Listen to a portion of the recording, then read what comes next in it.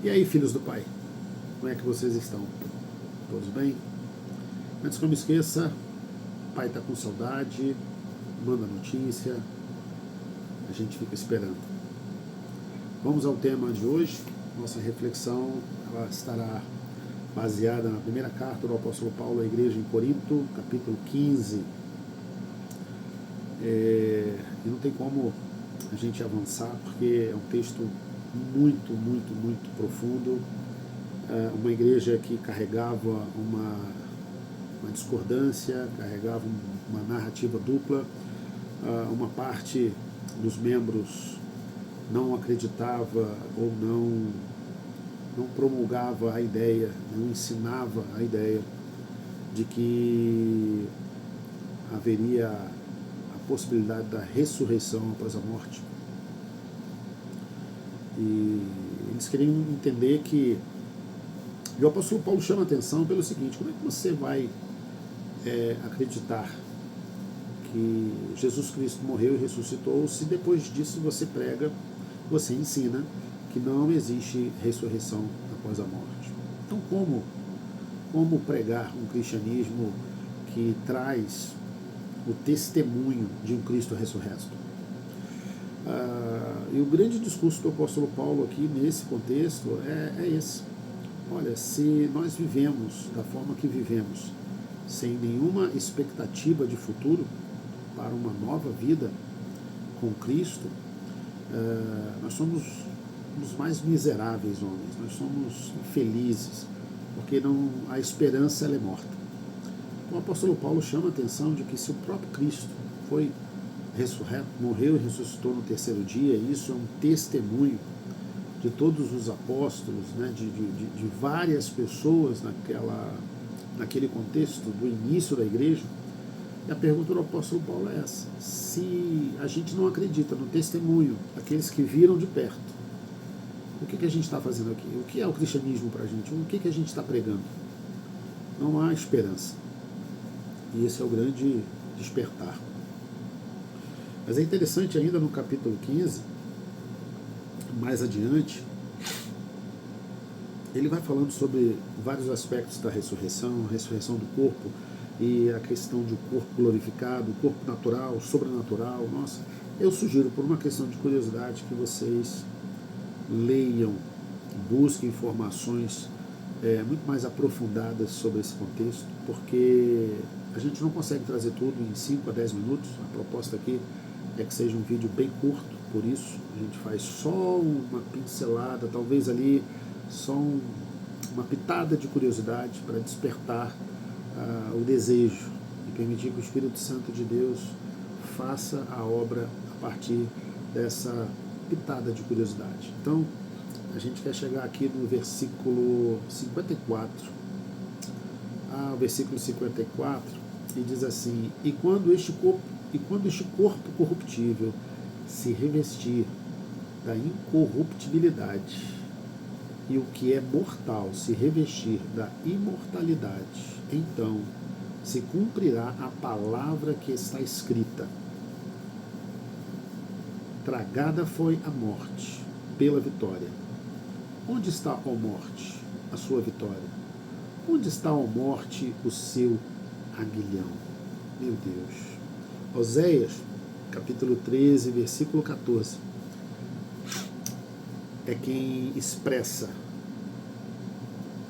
essa mensagem. O apóstolo Paulo traz isso à tona e lembrando justamente sobre a vitória de Cristo. E aí, interessante, o versículo 56 continua: o aguilhão da morte é o pecado, e a força do pecado é a lei. Graças a Deus que nos dá a vitória por meio do nosso Senhor Jesus Cristo.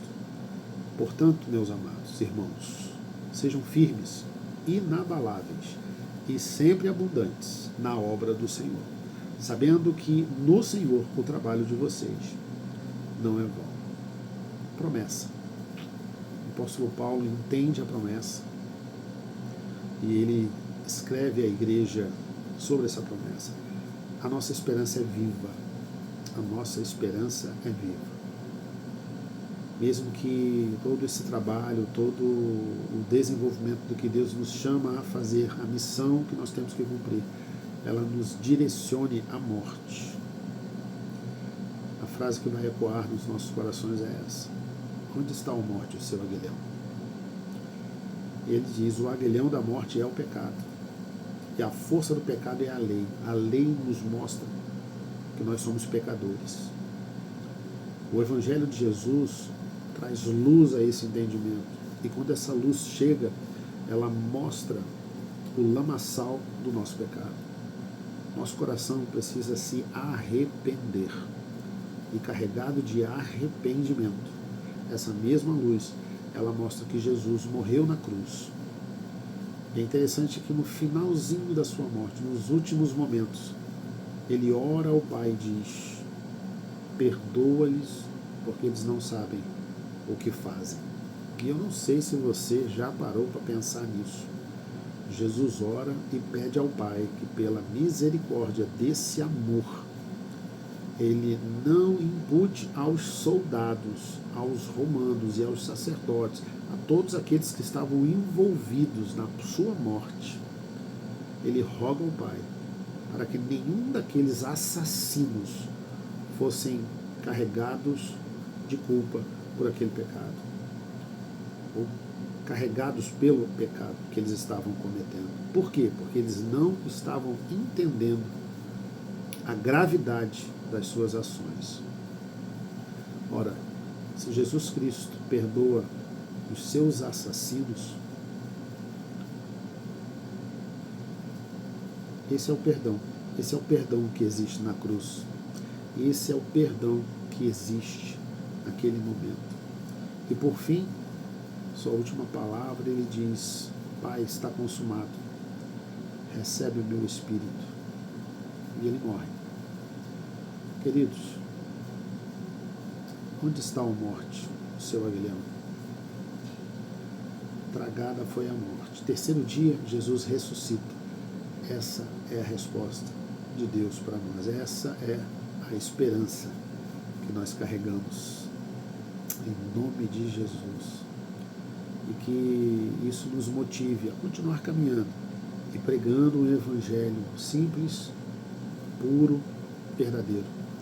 Jesus morreu para nos salvar, e no terceiro dia ele ressuscita, provando que há sim vitória sobre a morte. Onde está a morte, o seu aguilhão? A ressurreição de Cristo nos trouxe a esperança da vitória, e com Cristo somos mais do que vencedores, em nome de Jesus. Amém. Que Deus abençoe vocês, filhos do Pai. O Pai ama vocês.